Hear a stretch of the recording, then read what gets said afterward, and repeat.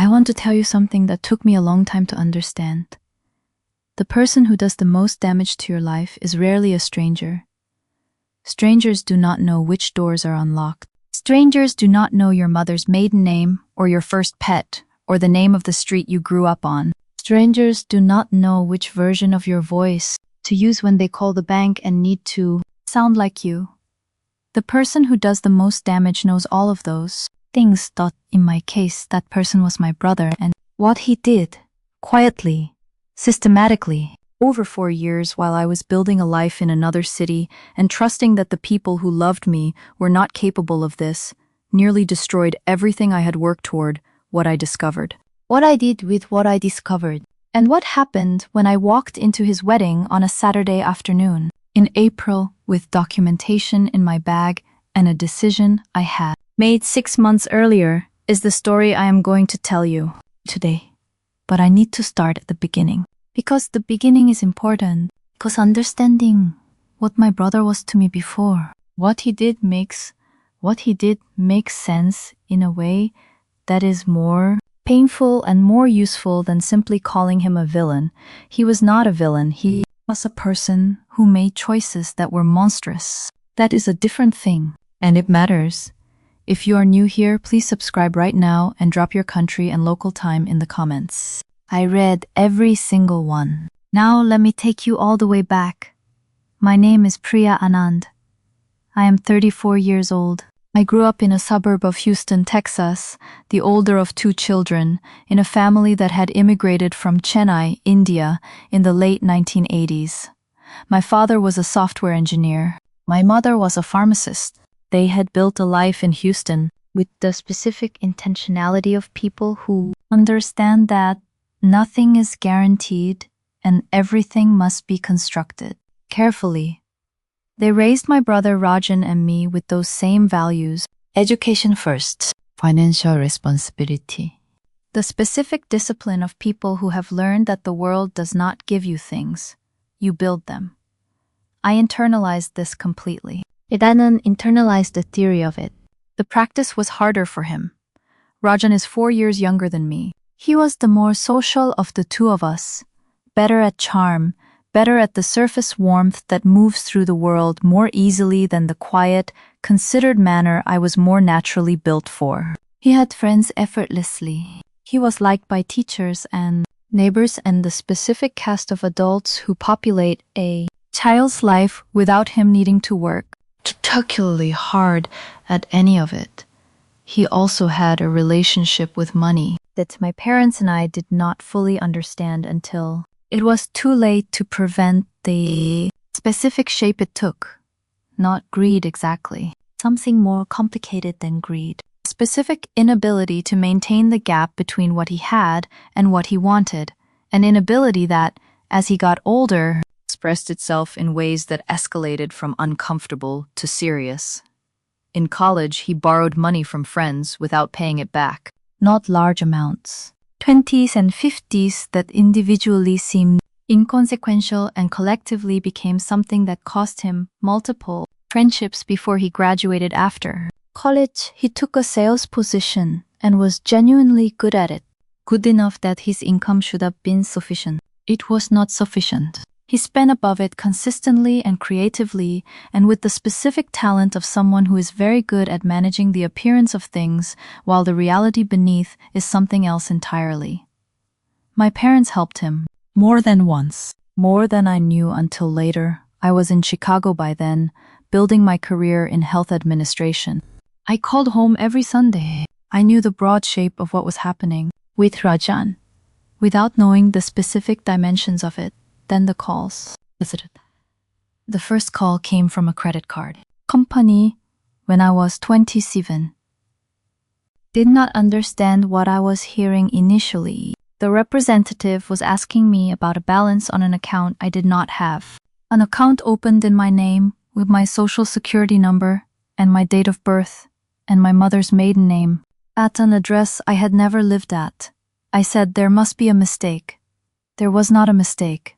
There were. I discovered over the following weeks as I began pulling my credit reports, 7 accounts, 7 accounts opened in my name over a period of approximately 18 months, run up to their limits, and either abandoned or making minimum payments with a Card that was not in my possession because I had never received it because it had been sent to an address.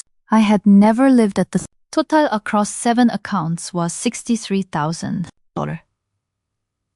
I sat in my apartment in Chicago with my credit reports spread across the kitchen table, and I felt something I have not felt before or since. Not anger.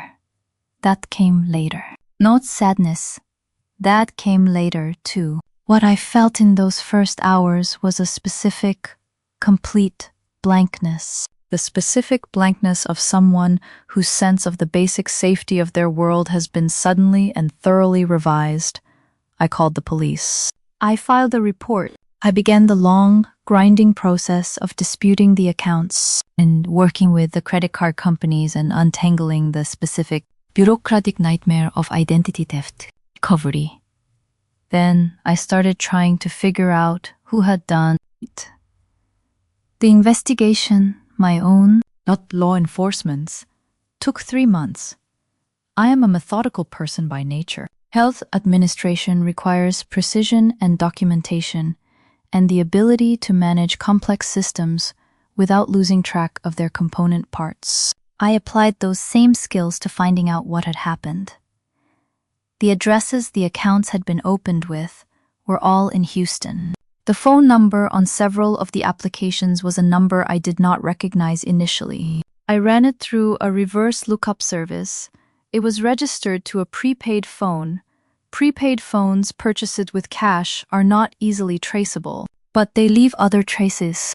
They connect to networks. They are sometimes used to call numbers that are not prepaid. I hired a private investigator. Not because I suspected Rajan. Not yet. Not specifically. Because I needed someone with access to tools I did not have. The investigator came back to me 6 weeks later. The prepaid phone had called on 14 occasions over the 18-month period. A number registered to my brother. I sat with that for a very long time. Then I called my parents. I want to tell you about that call because it was one of the hardest things I have ever done. Not telling my parents what I had found. The aftermath of telling them. The specific grief of watching 2 people who have spent their lives building something discover that one of the things they built has a dimension they did not know about. My mother cried immediately. The specific crying of someone for whom this information is physically painful. My father did not cry. He went very quiet in a way that is more frightening than crying in some ways. The specific quiet of a man processing something too large to absorb quickly. Then my father said, "Priya, are you certain?" I said yes. I walked him through the documentation. The accounts, the addresses, the phone records, the investigator's report. He was quiet for a very long time. Then he said, "I need to speak to him." I said, "Dad, before you speak to him, I need you to understand something. This is not a conversation about helping Rajan through a difficulty. This is a criminal matter. What he did is a crime, and I need you to be clear about that when you speak to him." Another silence. "I understand," he said. I am not sure he fully understood. I am not sure any parent can fully understand that from the inside of the moment when they first hear it. But he said it. That had to be enough. My parents confronted Rajan that weekend. I was not there. They told me what happened afterward. Rajan denied it initially. Then, when my father laid out the documentation, he stopped denying it. He became, my mother told me, very small. Very quiet. The specific smallness of someone who has been caught in a way they cannot escape. He said he had needed the money. He said he had planned to pay it back. He said he had been in a situation that felt impossible, and he had made choices he knew were wrong, but could not stop once he had started. My mother wanted to believe all of it. I understand that. She is his mother, and she loves him, and the alternative to believing it is something she was not ready for. My father was harder. He told Rajan that what he had done to me was a crime and that I had every right to pursue it legally, and that whether I chose to do so or not. The family was not going to pretend this had not happened. Rajan called me the following Monday. I did not answer. He called 4 more times over the following week. I did not answer. I was not ready, and I had learned from the work I had done with the credit card companies over the preceding months that readiness matters. That going into a conversation before you know what you want from it produces outcomes that do not serve you. I needed to know what I wanted before I spoke to my brother. What I wanted took me 6 months to figure out, not revenge. I want to be clear about that because I think stories like this are assumed to be about revenge, and this one is not. I wanted 2 things. I wanted my credit restored. I wanted the legal and financial damage of what he had done repaired as completely as it could be repaired. This was not a small want. Identity theft recovery is a years-long process, and the damage he had done had already cost me a mortgage pre-approval and the specific opportunity cost of everything that had flowed from that. And I wanted him to understand, not to feel bad, though I expected he felt bad, and that bad feeling was his to manage. But to understand, specifically and completely, what he had done to me. Not to his credit, not to his relationship with our parents, not to his own sense of himself. What he had done to me. 6 months after I stopped answering his calls, I was ready to have that conversation. Then I found out about the wedding. Rajan was getting married. I found out from my mother, who mentioned it in a Sunday call with the specific, careful neutrality of someone delivering information they are not sure how to deliver. He was marrying a woman named Preeti. They had been together for 2 years. The wedding was in April, in Houston. Family and friends. A traditional ceremony followed by a reception. My mother said, very carefully, "We would like you to be there, Priya, if you are ready. We understand if you are not." I thought about it for 3 weeks. Then I called my mother back and said I would be at the wedding. She exhaled in a way that told me how much she had needed to hear. That what I did not tell anyone was what I was bringing. With me, I had spent 6 months doing something more specific than grieving or planning revenge. I had been working with a consumer law attorney to prepare a civil recovery claim against Rajan. The claim documented every account, every charge, every piece of consequential damage. The mortgage pre-approval that had fallen through, the higher interest rates I had paid on legitimate accounts because of what he had done to my credit score, the cost of the private investigator and the credit repair service, and the attorney hours spent on the dispute process. The total of the claim was $87,000. The attorney had advised me that the claim was solid, that I had documentation for every component, that Rajan had no legal defense against it. She had also advised me that I did not have to file it, that filing it was a choice, that the choice had consequences for both of us. For me, a years-long legal process. For him, a judgment that would affect his financial life. Significantly, I had been deciding for 6 months whether to file. I walked into that wedding with the filing documents in my bag. I had not yet proceeded. The ceremony was traditional and beautiful. Preeti was lovely, warm and genuine in the specific way of someone who had no idea what was in the bag of the woman sitting in the 3rd row. Rajan stood at the altar and was the most nervous I had ever seen him, and the most present I had ever seen him simultaneously. I sat through the ceremony without moving. My parents were in the front row. My mother turned around once during the pre-ceremony and found my face in the crowd and held my gaze for a moment. I nodded at her. She turned back. After the ceremony, during the transition to the reception, Rajan found me. He had known I was coming. My mother had told him. He had spent 2 months, I learned later, not knowing what to do with that information. He came to me in the courtyard. See his wedding clothes, his new wife nearby in conversation with relatives. His face doing the specific thing faces do when someone has been carrying something enormous for 6 months and is now standing in front of the person it belongs to, he said. Priya, I said. Rajan, he said. I did not think you would come. I came for Mom and Dad, I said. For myself. Not for you. He absorbed that. I know, he said. I need to say something to you. I know you do, I said. I am not sure today is the day. He looked at me. Is there a day? He asked. I looked at my brother. At the 45-year-old version of the child who had borrowed money from friends in college and never paid it back, who had needed and needed and needed in ways that his charm had allowed him to externalize until the charm ran out and the need became something criminal. I thought about $63,000, about 7 accounts, about 18 months of systematic, deliberate theft from his own sister. I thought about the filing documents in my bag. I said, there is a day. It is not today.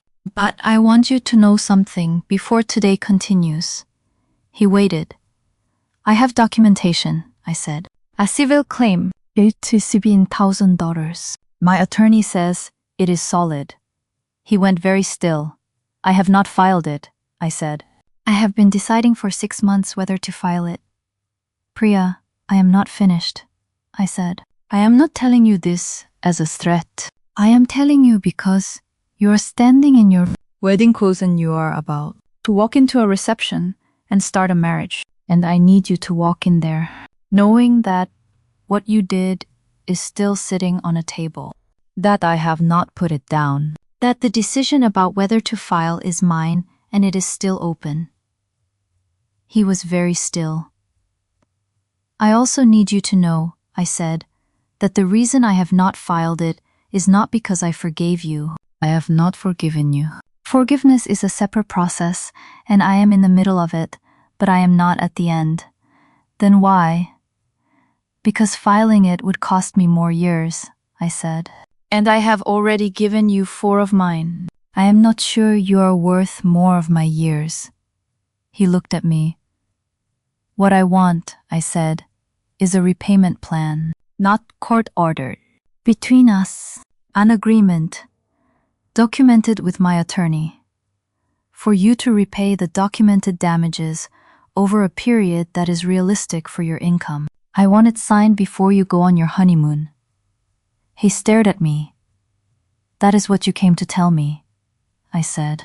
That is what I have in the bag. Not the claim, an agreement. If you sign it, I will not file.